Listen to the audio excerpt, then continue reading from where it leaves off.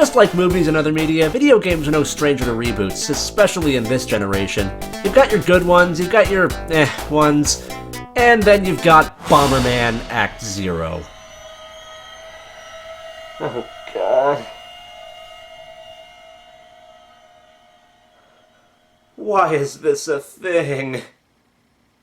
Bomberman is a pretty awesome series of party-friendly games featuring addictive blow-your-friends-up puzzle arena-style gameplay coupled with a cute and cuddly aesthetic that only the Japanese are capable of conjuring up.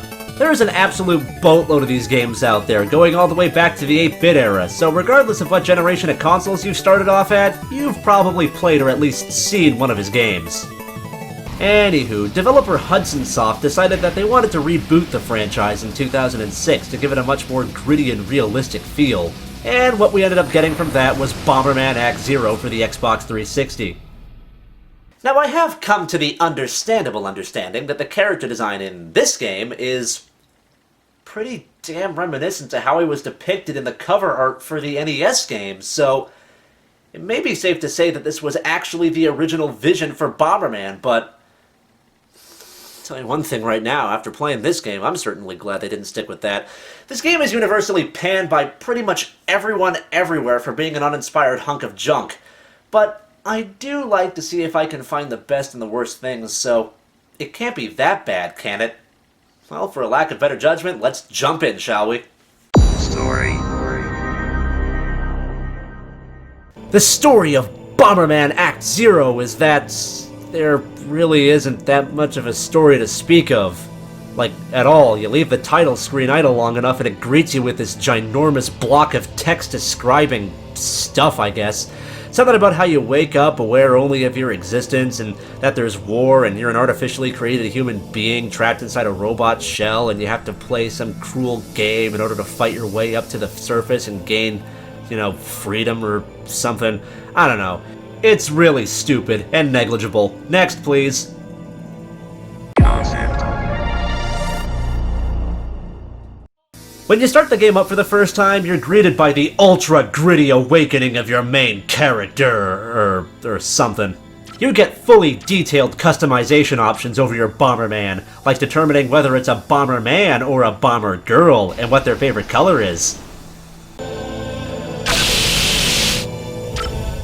Oh, whoa, that's one hell of a way to get dressed. I'll go with, yellow. Yeah, that's a great color. Perfect contrast for the dark and edgy atmosphere of this total hardcore game. Fortunately, one thing that Hudson didn't change was the actual core gameplay concept. If you've played any of the other Bomberman games, then you know full well what to expect here. You run around a giant arena-like maze laying bombs, destroying destructible walls to both clear a path and uncover power-ups, and try to blow up other players. Only this time it's real! There are only 3 modes in the game. The first one is your standard issue single player, which is basically an arcade-style survival gauntlet. You keep going until you reach stage 99, retaining all the power-ups that you've collected during the course of that session. There are no lives and no continues, and you can't even save your progress mid-game, so if you die or shut the game off, you gotta start all over again. Next up is an alternate version of the single-player mode, which is some weird shit called FPB. I guess it's supposed to stand for First Person Bomber, but the only thing that's first person about it is nothing. There is nothing first person going on here. Instead, what you get is a free-moving camera that's zoomed in way too close and a life bar for some reason. Yeah, you also get a life bar in this mode, so you can take multiple blasts to the face if you want. Same rules apply though. Get to level 99, but if you die, you start from the beginning. Lastly, we've got World Battle, which is the first option in the menu for some reason. This mode is the online multiplayer component, which connects you to Xbox Live, and absolutely nobody plays this. Like, ever. So I got my roommate to play it with me, and my god is it uninteresting, and laggy. Jeez. And of course, in the menu we've also got the achievement list and... Cage? The hell is that? Oh, I get it. Cage. Haha, it's so fucking clever. You'll carry your prison with you. That armor will be your new cell. Jesus. Gameplay. As you would expect, the controls are, well, controls. You move around with the left stick, and if you're in that FPB nonsense, then the right stick moves the camera around. The free cam is terrible. It's zoomed in way too close, and it moves way too slow. You'll never be able to see everything, and sometimes you kinda need to in a game like this. Ah, jeez, this is already starting to give me a headache. Think I'll take a break.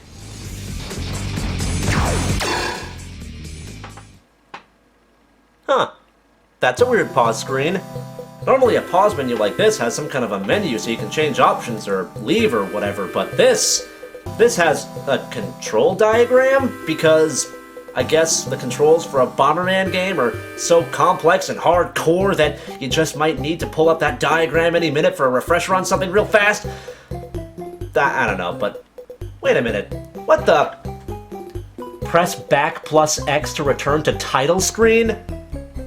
You fucking serious? No, seriously, what kind of game has a pause menu like this? The only one that I can think of at the top of my head is Super Smash Bros., but those games have a good reason for being like that because of how you can mess with the camera and take pictures. This game, however, doesn't have anything like that. None of the buttons do anything in the menu, so why make a weird-ass combination like that just for the sake of exiting the game? This game is so half-assed that they didn't even bother making a proper pause menu. But fortunately, you do have the alternate option of pushing the power button on your 360 and being done with this shit. Jesus. Ah, fuck it.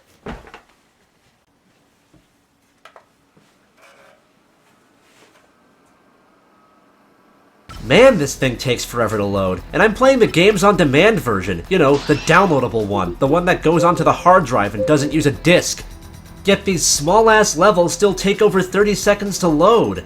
And the information that they put on the loading screens is pretty much useless. Why not tell us something useful, like what the fuck FPB stands for and why it's in this game?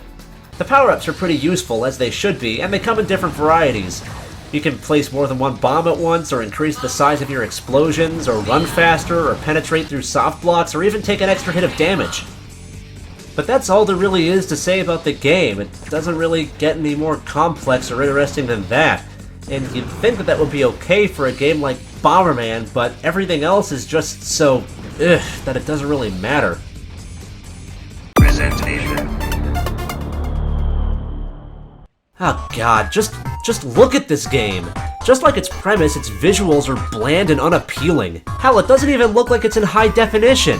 I'm almost certain that this thing can run properly on the original PlayStation, or at the very least the Dreamcast. You gotta love the pose that the dude goes into when he wins.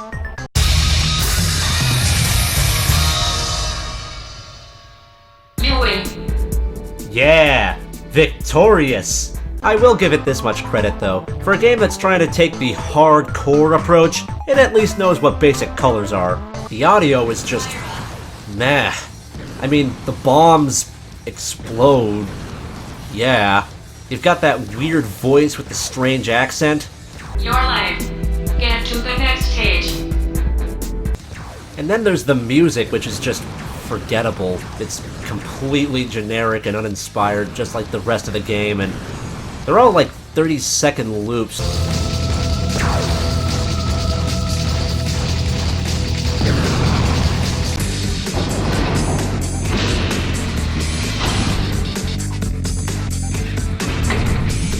Just look at the title screen. This paints a pretty good audio-visual picture of the whole experience. And is that a robot cicada? Ugh, whatever.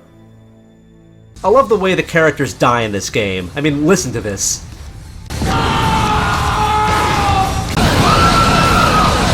Could that be any more overdramatic? Like, seriously, these guys are really trying to push for that whole hardcore aesthetic. Is this honestly what they thought the Western audience was gonna gobble up in droves? 'Cause if so, then I'm a little insulted.